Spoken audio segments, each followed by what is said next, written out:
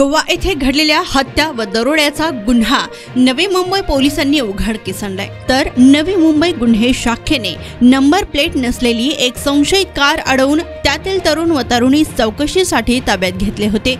यावेळी सदरील कार चोरीची आहे व त्यांनी एकाची हत्या केली असल्याची कबुली दिली।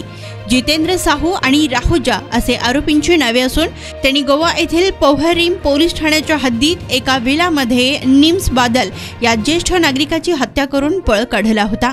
निम्स यांच्यासोबत सोशल मीडियावरून त्यांची ओळख झाली होती।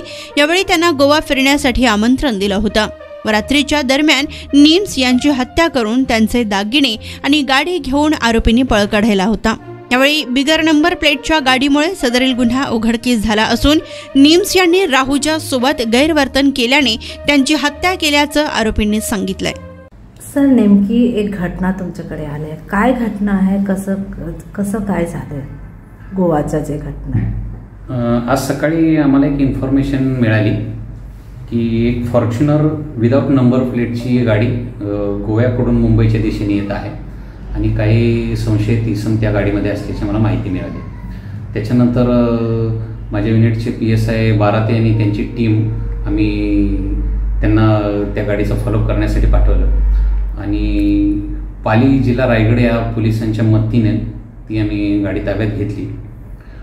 सदरची गाडी ताब्यात घेतल्यानंतर त्यांच्याकडं आमच्या कार्यालयात आणून चौकशी केली असता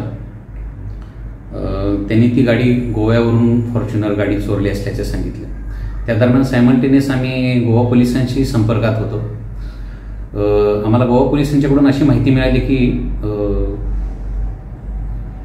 पोहरीम पोलीस स्टेशन गोव्यामध्ये आहे, त्यांच्या हद्दीमधून एका विलामधून ही गाडी चोरीला गेलेली आहे। त्याचबरोबर त्या विलामध्ये एक निम्स बादल म्हणून एक 77 वर्षाचे व्यक्ती राहत होते, त्यांचा संशयास्पद त्या ठिकाणी मृत्यू झालेला अशी माहिती मिळाली। त्या अनुषंगानं आम्ही या ताब्यात घेतलेल्या 2 इसमाकडे, एक महिला आणि एक पुरुष, यांच्याकडे आम्ही चौकशी केली। हे दोघेही मूळचे राहणारे भोपाळ मध्य प्रदेशचे आहेत। त्यांच्याकडे चौकशी केली तर त्यांनी सांगितलं की कालच ते गोव्याला फिरायला गेलेले होते। जो मयत इसम आहे त्यांच्या त्या विलामध्ये ते राहायला गेलेले होते।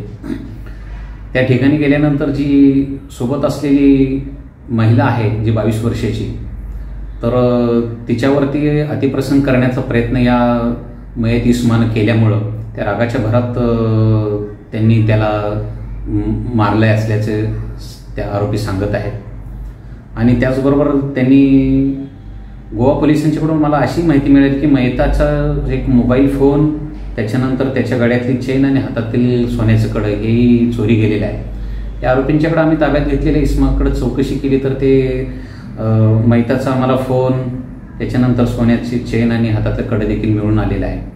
आणि सध्या तरी आम्ही त्यांच्याकडून ताब्यात मिळालेल्या वस्तू रिपोर्टसह गोवा पोलिसांच्या ताब्यात देत आहे। त्यांची टीम तिकडून निघालेली आहे। आम्ही रिपोर्टसह त्यांच्या ताब्यात देतो। पुढील तपास गोवा पोलीस करत आहेत। सर, नेमकी जे माणसं आहे त्याचं बॅकग्राऊंड काय आहे?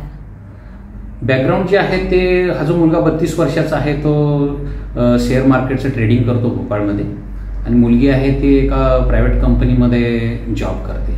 आणि त्यांच्यासोबत एक तिसरा इसम होता, तो ॲक्च्युली आम्ही पकडायच्या अगोदरच तो पळून गेलेला आहे।